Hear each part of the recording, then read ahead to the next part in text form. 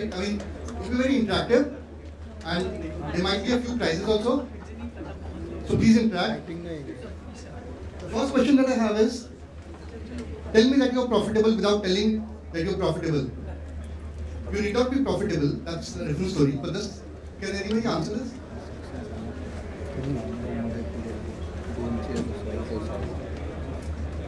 Increasing from 1 office to 3 office to 5 office. Is that profitable?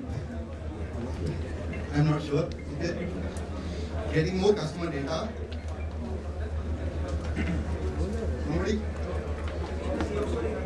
CFO is happy. Okay. So the objective is to make people laugh, not to give a serious answer. Alright, that's it. Not having objection on marketing budget here. Good answer. Thank you.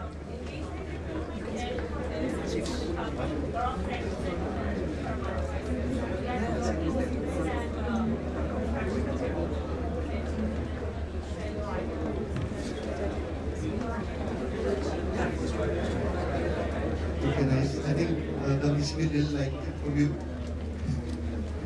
Okay, that's it. Team vacation in Goa. Okay. Do you need to be profitable for that?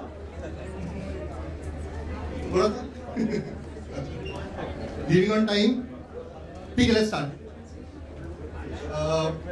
Correct. All of you are correct. Thanks for participating. Guys at the back, if you want to sit, there are seats over here. What is this? It's just a customer ROI index. I don't know if anybody has seen this, but if anybody has seen this, you've had access to my slide. What does this mean? What's the customer journey, typical customer journey, right? Installed, registered, first sale, third sale, subscribe, loyalty, advocacy, and so on. Based on this, can anybody tell me how can you determine profitability of a brand? Anybody? Just by looking at this, can you tell me whether a brand is profitable or not? Sorry?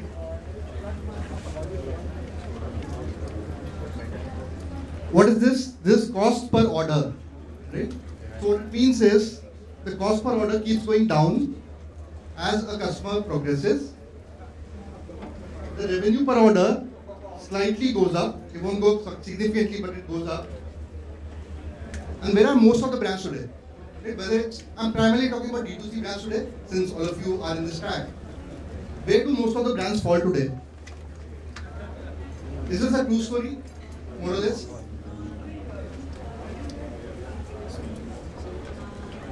Where does a brand need to be in terms of percentage of customers to be profitable? Somewhere here, right?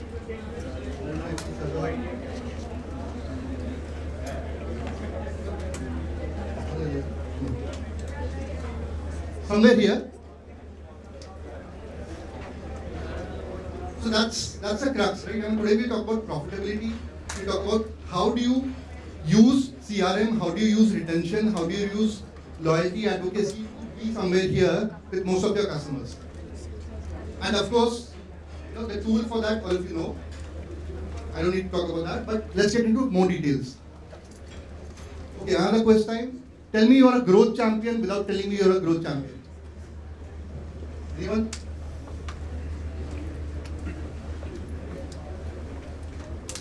You don't need to be, just tell me. You having sleepless nights? CAC keeps fluctuating and you have sleepless nights. So you're a champion. Okay? You don't have sleepless nights. You don't have sleepless nights. And hence you're a champion. Anyone else? Okay, again, like I said, the funnier the answer, the better. 50% raise, nice. In the budget, nice, even better. Client is happy. Okay. Anybody else? Team is becoming bigger.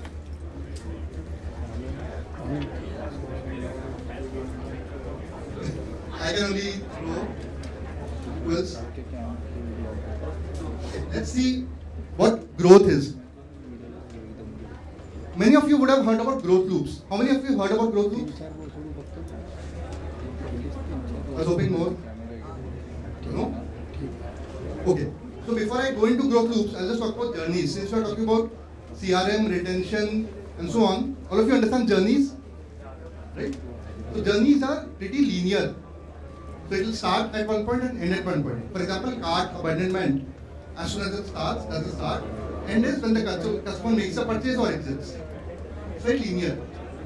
All the journeys are linear. Growth loop is something different. What is a growth loop?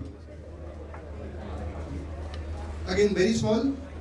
Don't bother reading it, but let me explain. Growth loop is essentially a loop where the start point goes to the end point, and the end point again comes to the start point, so that the business keeps growing. Business or the process that we're talking about keeps growing. Example, a customer purchases a course. He submits a testimonial.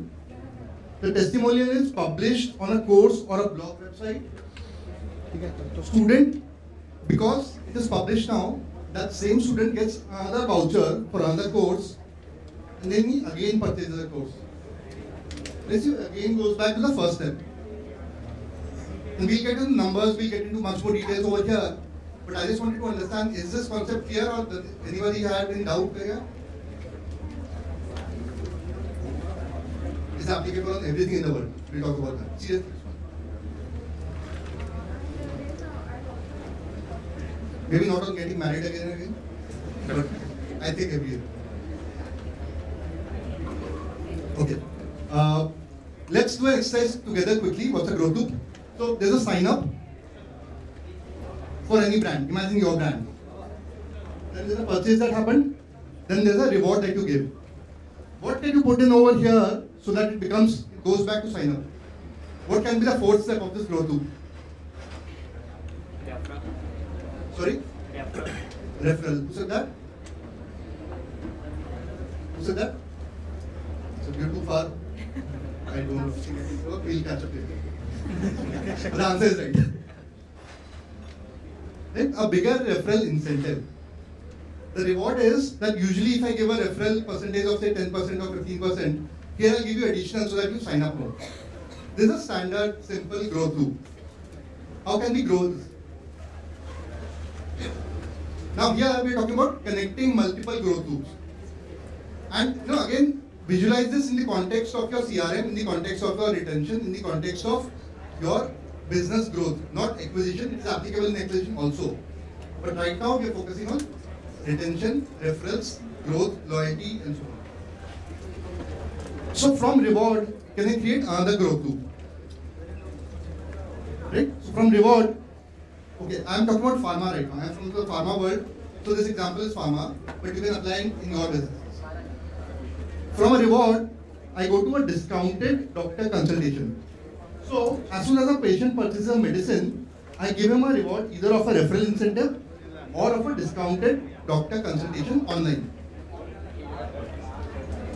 As soon as the consultation is done, automatically the prescription is uploaded, the medicine is purchased, and it again goes back to reward. Right? So again it becomes a loop. Clear till now? Can we grow it further? As soon as the doctor consultation is done, doctor suggests a lab test. Of course, not for everyone, but for a selected set of patients.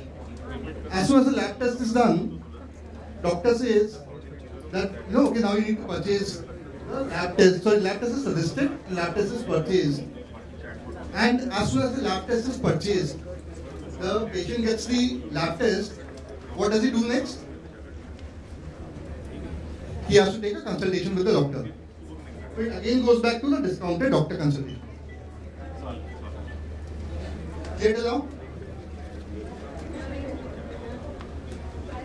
As soon as the lab test is purchased, based on the lab test results, automatically the brand suggests certain supplements. The supplements are purchased, and based on that, the brand gives a subscription option that you can subscribe to the supplements and we'll give you ongoing support. So subscriptions again lead to diagnostics purchase. Clear now? When the subscription comes and the ongoing support comes, ongoing support says that you can have doctor AMAs. And when you have doctor AMAs, doctor will suggest certain tests. Okay? Why don't you do a stress test? Why don't you do an anxiety test? Activity test and so on and so forth. So lifestyle tests. And based on that, what will happen? There will be more suggestions and more purchases. And it will again go back to subscription and ongoing support. So concept-wise, this is clear, right? Any doubts? Now let's look into a little more details on this. And this can go on forever. Like I said, this is just a very, very, very small part of a sample growth loop collection. But you can run your entire business on this. Let's look at numbers now. And again, these numbers are assumptions. They'll vary for every business. They'll be different for every business. If 10,000 people sign up, say for example 2,000 purchase, there's a big sale going on and a lot of people are purchasing, 500 of them get a reward, 300 of them take the referral incentive, and 200 of them take the doctor consultation. If 200 take the doctor consultation, 100 take the 100 do the prescription upload, 100 purchase the medicine. If 200 take the doctor consultation, 100 come here, other 100 take the lab test, 50 of them take the diagnostics purchase, 50 take doctor opinion, and then about 20, I missed out 20 over here, about 20 will again go back to doctor consultation. If 50 take doctor diagnostics purchase, 50 are recommended supplements, 20 buy supplements, and 20 again take the subscriptions and ongoing support reward. Out of that, 10 attend AMAs, 5 take lifestyle tests, 2 take more purchases, and so on. Now in terms of numbers, what is missing over here? I'm pretty sure it's not readable, but you guys can look over there. Anything missing? The biggest part of growth loop is missing over here. I'm not talking about cost right now, this is right now only customers. These are all customer numbers.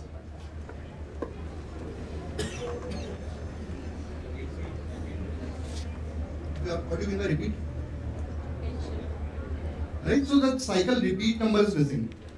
Because this 300 again goes back over here and gets added. Right, this 100 again goes back over, this 100 goes back over here, gets added. This 50 goes back over here, gets added to this 200, and so on. Right, so the whole impact of growth loops is the number of cycles that is run for. We look at that. But before that, I want to show you some more things. So what you saw was a very happy flow right now. So this is a standard flow that will happen. What about exceptions? Where are your biggest drop-offs? Initially, from 10,000 to 2,000, 8,000 people dropped off. Can you create another growth loop system for that? That's a drop-off loop system. What else can you do? If you want to create another set of loops over here, how do you know which is the best one? There are multiple options. You can create referral of type A, type B, you can do 100 other things and so on. How do you know whether loop A is better, loop B is better? So there are two ways of doing that. What is the efficiency of a loop? Efficiency of this loop, 10,000 people get in and 300 people come out. 0.3%? Or 3%, 0.3%, right? 0.3. And so on. Every loop has an efficiency. You have to choose the one which has the maximum efficiency. Efficiency for what? For maximum number of what? Conversions of what? Sale, right? Purchase. So, till now we have been talking about a purchase loop. It need not be always a purchase loop. It might be a social loop. It might be an engagement loop. It might be purely a profitability loop. Loops are different based on the business objective. Right now we've been talking about purchases. Right? So based on the number of purchases, you choose which is the better one. If you do not know, then you do A/B testing. Right? All our tools that we use, all the CRM tools that we use, enable us to do A/B testing. You create different loops to test which ones are working and keep changing the other one to improve. Clear till now? There's nothing but efficiency. I just talked about efficiency. Let's go forward. Let's look at the actual impact of a closed loop. Right? So, in the example that we saw, if I put all the loops separately, then we get 872 sales. If they are independent loops, different loops. However, if every loop has an efficiency of 10%, which means the next cycle adds another 10% of the people because of the loop, then in the very first cycle, you get a growth of 10%, obviously. Right? These numbers will vary. I've kept it for simplicity. Some might be 0.03, some might be 1.2, some might be so and so. After 10 cycles, instead of 872 per cycle, you're getting 2262 per cycle. You can imagine what it will be after 100 cycles. 1.1 to the power of 10, I don't know what that is. Let's take a more realistic example. If the growth was only 5%, if the efficiency was only 5%, then you get a growth of 5% obviously, but you got almost 1.8 times more sales in just 10 cycles. And imagine if the loop keeps on going on, what will happen? 5 times, 10 times, 15 times, 20 times, and so on. Any questions on this? Like anyone thinks that this will not work, this is not good, this is not efficient, this is not possible, this is not practical? Yeah. Yeah, so we are trying to combine multiple loops here, right? So one loop, so basically output of one becomes input of another cycle. So loop की cycle time भी तो कुछ होएगा. So basically on fundamental level it looks like कि एक loop से दूसरे loop में जाएगी, output जाएगा. But अगर मेरा एक loop complete होने में let's say 1 साल लगा है. हाँ, correct. Cycle right. So it will vary from business to business. Varies everywhere. So I have a slightly elongated, like this loop plus 3 more loops. For our business that takes 2 to 3 weeks per cycle. और हर loop की cycle time same है क्या? नहीं, obviously. Every loop has a different cycle, but the combination time is 2 to 3 weeks. Because that will, the first one, where is sign up, purchase, reward, referral. This typically is less than 2 days max, if I'm counting 100%. But there might be longer ones where let's say the reward is given, but the doctor AMA happens once every month. Ongoing support is only once every month. So that loop is very long. You find 15 days, 7 days, it will all depend on your business. Okay, any other question? Yeah. There will be actually user fatigue or solution usage or so it is not exactly linear. So like it starts with a big number, the purchase is 500, goes down to 2. Obviously it will keep going down. So you have to choose which is the first one. You have to be very careful. The first one has to have the maximum efficiency, so that you get the maximum over here. Because if, for example, if this one has an efficiency of only 0.1% and another one has an efficiency of 20%, since the input is very small over here, you don't want it over here. You will probably want to start from there. Clear? So this is a topic, again, I'm just covering very, very basics, high level of this. But what I wanted to tell you is that for all of you, CRM is very, very advanced. CRM has a lot more to give you. And CRM is the place where you get profitable. This is just one example. We'll move on. Okay, again, chocolate time. Tell me your North Star. Tell me if your North Star is CLV without talking about CLV.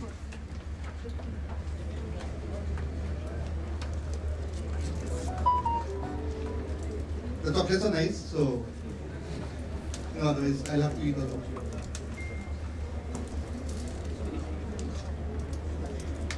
Okay, again, the funnier the answer, the better. You don't have to be. What happened to the Goa trips and the VC talks and so on? That's a CLB's customer lifetime value. Fine. Customer purchase once and then disappear. Customer purchases once and then disappears. Okay, at least you answered. So, game. Close enough. Okay, let's see CLB. How many of you know user quality score? 1, 2. Okay, I'll guess 5, 10 people. What is user quality score? The people who have worked in retail, they will probably understand something called a secret shopper score, which is a score assigned to every customer based on their propensity to buy the next time. Right? What is the likelihood of the customer buying the next time? Right? And the score, I mean, there's no formal definition on this, but I have kept it as 0 to 1, 0 being the worst customer, 0 being a bot, and 1 being the best customer, who will, will buy from you every day, every single product, right? And make you profitable, and help you get more offers and so on. These are the factors, some of the factors by which you can ascertain your customer or your user quality score.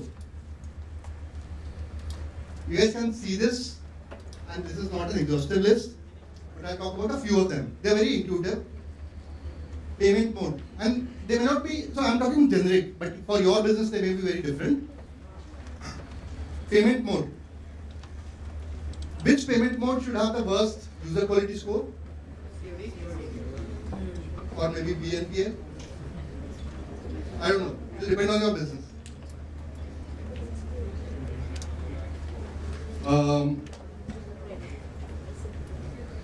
Let's talk about some of the ones which are not so intuitive.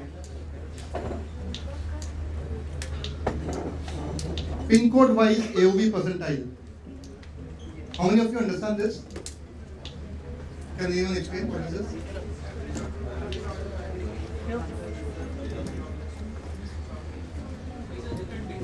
Right? So there might be a pin code where people usually buy very high AOV products, but this particular customer is higher than everyone else but lower over here. Right? So he's not a great customer. What happened? So that's here.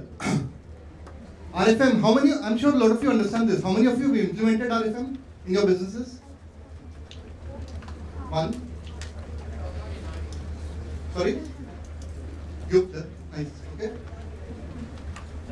3, 4. Okay, some of you, right? Okay, all the guys who raise their hands, does anyone see really benefit in this? I'm sure you do, but I just want others to be aware of this. I think typically RFM has become very legacy based and archaic in nature. There have to be multiple other variables which also kind of contribute to your eventual revenue generation or the decision making of the user. So it could differ from industry to industry. Probably location is like geolocation is one such variable, right? Apart from your specifically in retail, if you have to talk a certain product or a certain usage of color, or it could be different for different users altogether. Any benefit of RFM that you've seen? When you in startups, if you kind of implement RFM at the very initial level, you definitely see some sort of a better ROAS, right? Typically much better than your industry standards. But over a period of time, you need to kind of relook, monitor, and tweak your segmentation because you have multiple customer variables available, so, and decision making is not just basis RFM. So that's okay. Anything that's better than RFM that you've seen? Like you said, location is one. Anyone else? Anything better than RFM that you guys have seen? response to different CRM mediums. That's better than RFM? No, not better than RFM. What I'm saying better is, than RFM. no. That I understand. There are lots of them. Answer is here. User quality score. Because this is for every single user. Right? RFM creates cohorts. Everything over here creates cohorts. Payment made, mode will create cohort, order value will create cohort, frequency will create cohorts, and so on. Combination of all of this assigns a, and it will be variable for every single business. Right? For one business, frequency of purchase might be very high in terms of weight. For another one, it may not even exist. But if you are able to take this, analyze your customers, and assign a user quality score to them based on past data, then you'll have your formula. Once you have that, and right now, user quality score, of course, it will advance in the future and so on. There will be better ways of understanding about the customer. But this is what I have seen to be the best one. Any questions on this? Right? Any points on any particular point or overall quality? Are there weightages given to each of these and do a weighted average kind of thing? Yeah. Right, so, like I said, for some of them, frequency of purchase may not even exist. If you're selling once, your product is so premium. If you're into medicines, milk, daily utilities, and so on, frequency is very important. So it will go very high. For many businesses, social sharing may not have any weightage at all. Right? But for a business which is very unique, which is creating a new category, for which you need more awareness, social sharing might be very high. So one thing I don't see here is gross margins. There could be discounted by a user price. That will be Margin is not there. You're right. I don't think it can be derived. Let's see. So RFM will get you the monetary value. No, that's not what he's talking about. He's talking about the margin. Right? So for example, I purchase something of 10,000 rupees, but the product is 9,800. So margin is only 200. Whereas another customer purchases a product of 500, but the cost is 50 rupees. So margin is much higher than the second one. The second one is more valuable to me. From profitability perspective, that is more important. Product returns, this is product returns.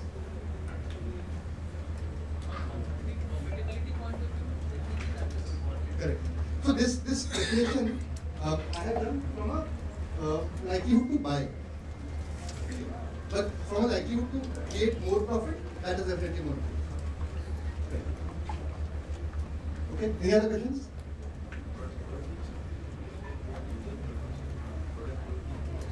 Product quality score? Yeah, you can have that product quality score also. Correct, correct. So product quality score can also exist. Just that this was a customer-centric discussion. Okay. Any other questions on this?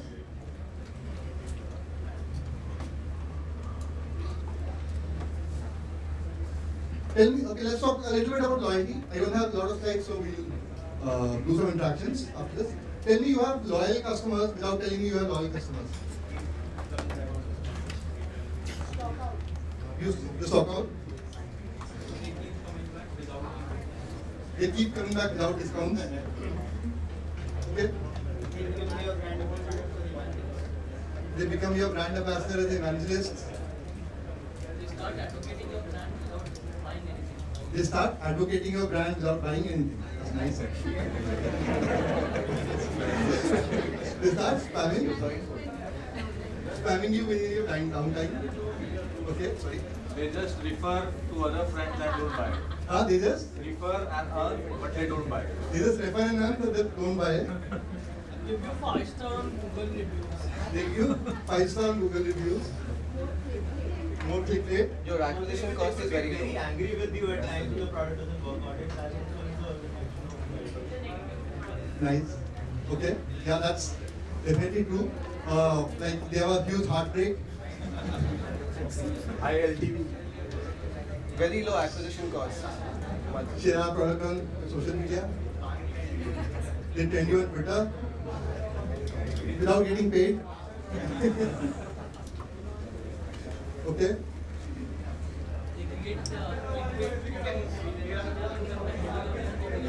We're not talking about your extended marketing team. Customers. They Best add, word of mouth. they add product to the cart and wait for the discount card. Okay, I don't know how many want that kind of customer. Okay, let's see. How many types of loyalty are there? Like if you have to have loyalty memberships, let's talk about that before I go to the next slide. Just name whichever loyalty. Do you have names of any loyalty memberships? Whichever you know. Types of loyalty membership. What can you? That is tier. Tier is one. Okay. Tier is one. Apart from tier, point based. What is that?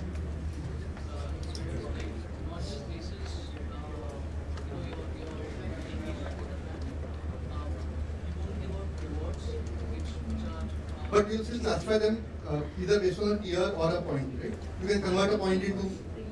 So, anything else apart from tier or points? Revenue based. Somebody speaking, I can't hear. Revenue based. If Revenue you based. give like X amount of revenue, you'll get additional 5% discount Right? in next 2 years. So that is spend based. Okay. Okay, let's quickly look at some of them. Points. Definitely points you understand. Tier membership you understand. Ladder point rewards mentioned. You reach a milestone and then you get a reward. It can be based on number of transactions. It can be based on volume of transactions and so on. And a variation, slight variation of points is preloaded points. It's given initially. Anything else that anyone else has seen? Apart which is not covered over here? Points. So you're giving points for some event. Okay. Now, how do you determine which is the best for your business?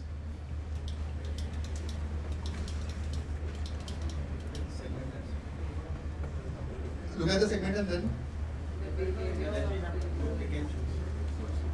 I'm talking about your own brands or businesses. Which one will be the best one for you guys? Out of these.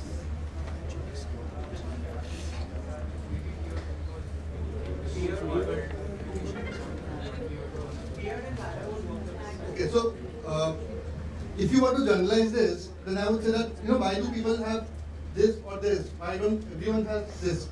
Do you guys have this here or do you guys have points? Most of the brands in India, do they have points or tiers? Why? If you're saying that tiered is better, why does everyone have points? Sorry? That is one. Easy to implement. Quick hook. More relatable.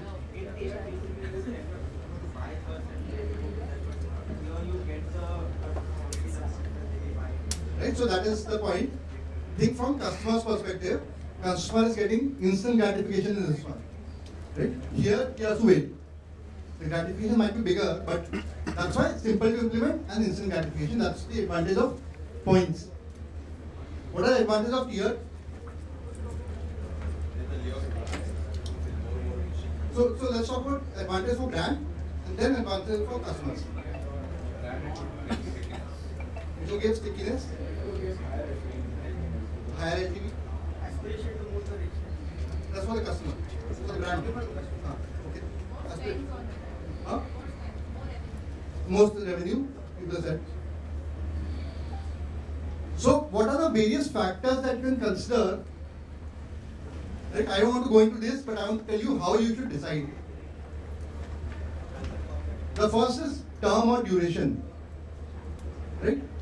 The longer the term, better for the brand. but it's a lock-in for the customer. So customer doesn't want that. Customer wants that he can quickly opt in and quickly opt out.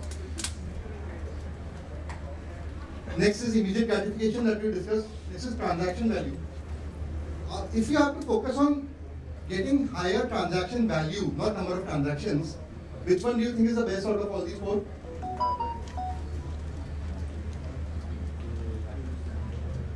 Ladder. Ladder, right? Or it might be tier. You don't know. You can define it that way. You can define either of them. So in one tier, you can say that I'll move you to the next tier if you cross a certain transaction value. So you increase. It can be this or it can be that. Or you can say based on number of transactions. So ladder is you get a fixed reward. So if you do a transaction value of 5,000 rupees, I'll give you this product for free. You're getting a product. There's no tier. Here you're getting another tier at 5,000 rupees and more perks in that tier.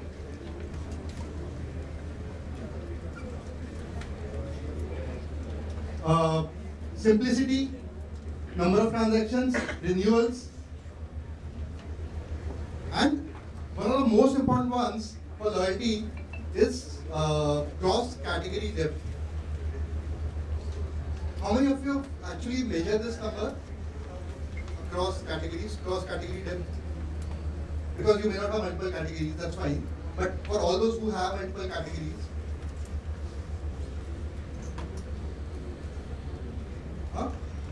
do you see it as important?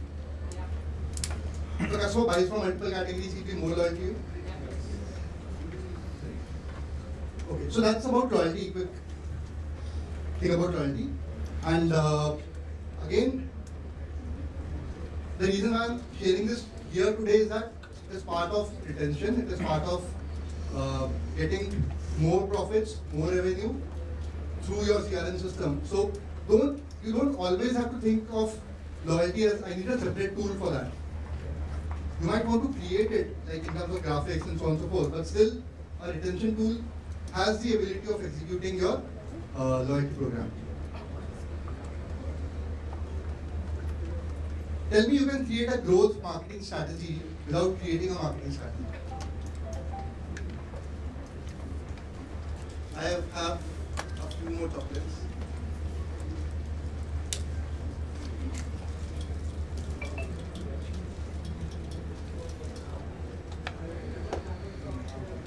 Again, a funnier answer is better.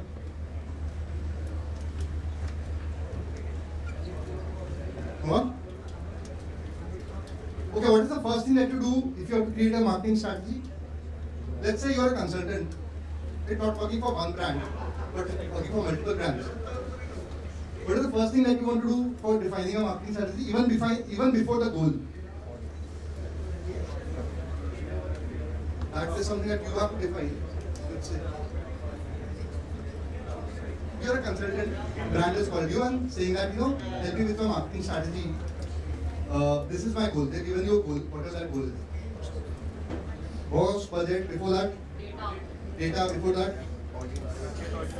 Before that? The audience. We'll come to that. Persona. Target segment positioning. Before that?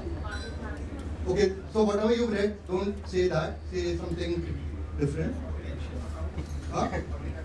Audit accounts. Budget of the client. Categories. Competition. Product. Nature of the business. The client. What does that mean? Okay, time for bouncing on it. You're right. Who else? Just raise your hand and take it.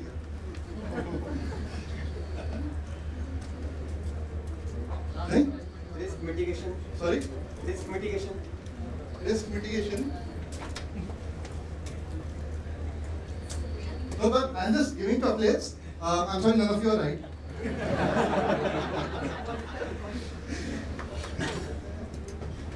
Do you guys know what is a business state?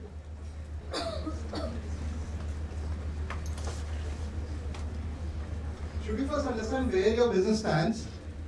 in terms of demand of your category and demand of your brand, even before jumping onto a marketing strategy.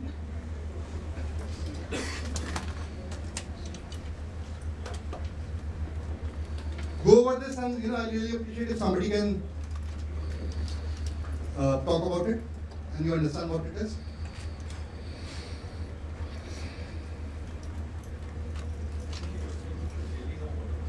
No. Yeah, correct. You should know. What I'm saying is you should know where does the business stand.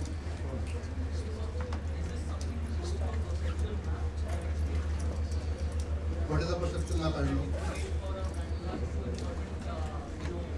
The matrix. Which one?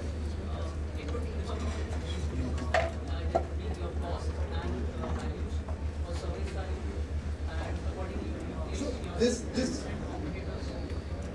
Understood. I've seen that. Okay, understood. Oh, graph. Brand it's different because this talks about only demand. Right? Let's take an example. Previous example, I used to work for a crypto brand, and at that time, the category demand at that time was very high, and also the brand demand was also very high. So the brand was somewhere here, either anticipating or optimistic or blissful. They would have a very different marketing strategy than where crypto is today. Because crypto is here and brand demand might be here. So brand is frustrated, right? Somewhere over here. So for all of you, you need to understand where your category demand is, brand demand is. Once you understand where you are, that's when you start creating a marketing strategy, not before. That's when you start talking about what should your goal be. That's when you start deciding where should you go. Should you go here or should you go here? Let's talk about a case quickly. What do you think is easier, to go up the category demand or to go to the right in terms of brand demand? Why? Why right is easier? Okay. So why do you think then everyone wants to create a new category?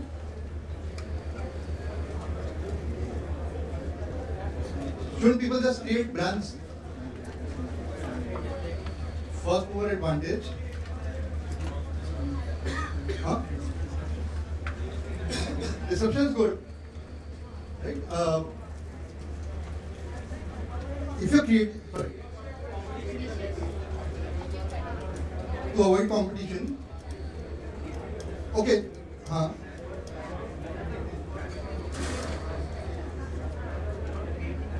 No, not necessarily. For example, ChatGPT, that category did not exist. They created this. Once you create the category, you have to create the demand as well. Obviously, I mean, if the demand you have to create, but I'm saying which demand is easier to create? Category demand or brand demand? What is the one thing that it will depend on?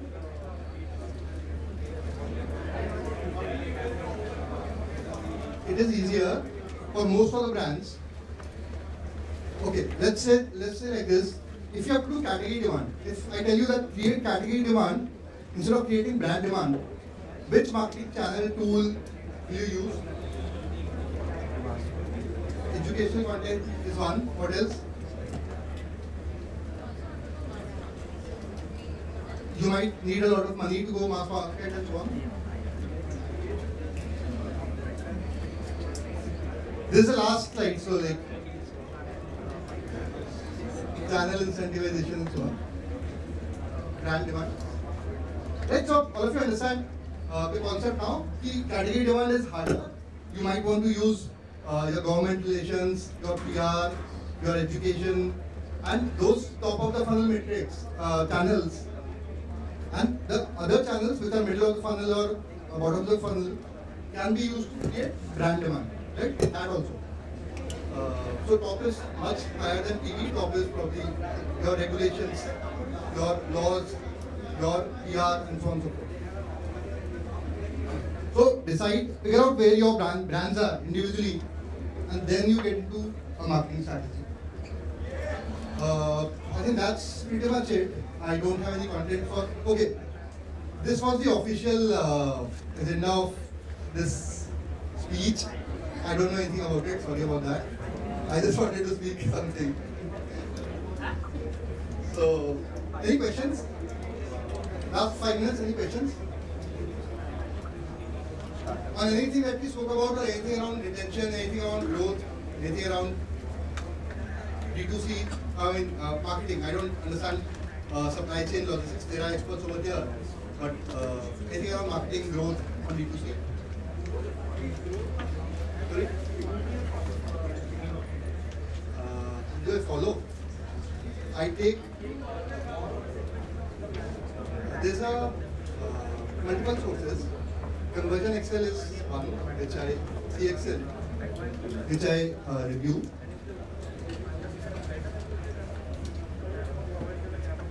This another one. I'm really sorry for forgetting the name, but it's a growth tool. I will find that name and I'll share with you guys. You can share with everyone. So I had taken a course like 2 years back. I forgot the name, but I used that, and rest is this experience. CXL. What are the top 3 KPIs that you follow when tracking your business? Number 1 is profitability, definitely. Marketing. Right. Second is CPO, cost per order. And I'm talking about paid spends right now. Third would be growth, revenue growth.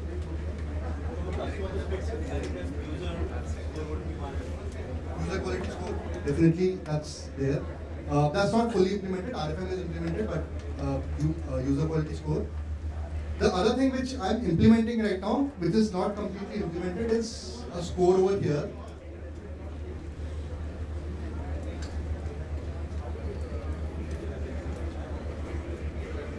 This one, if I can create a customer ROI index, saying that no, I am at, where am I in terms of percentage? That will be for the entire business, right? We don't have CLV, don't measure that, but from a profitability perspective, this will be the most important one.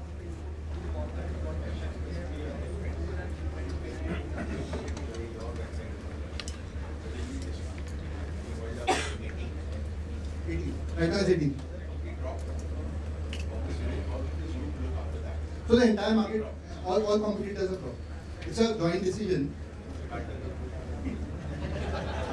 know.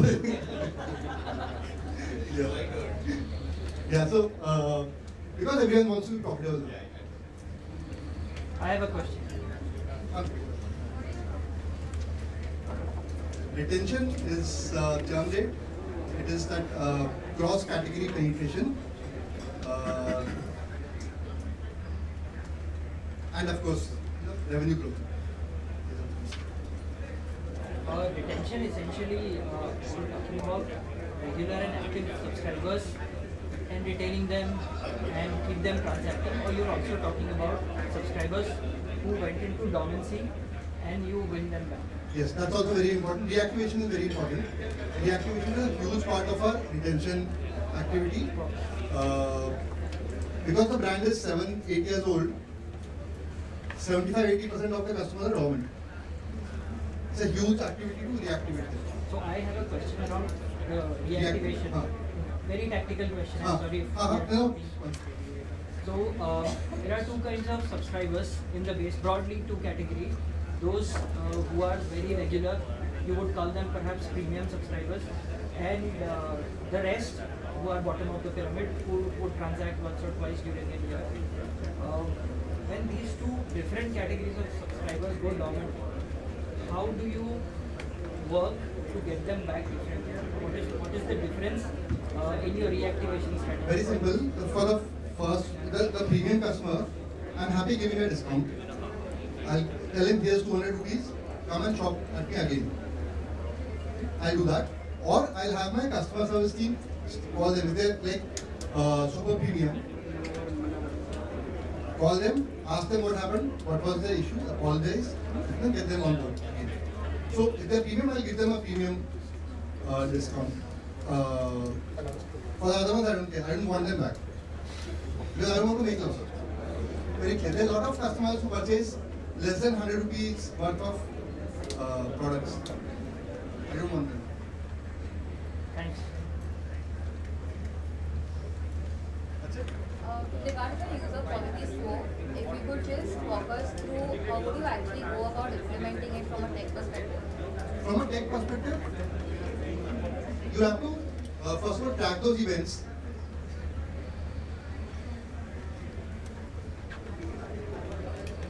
Right? So you track payment mode, obviously, you track average order value, obviously, you track frequency of purchase, behavioral styles, what all you want to track, you track that. So you start with, let's say 3 or 4.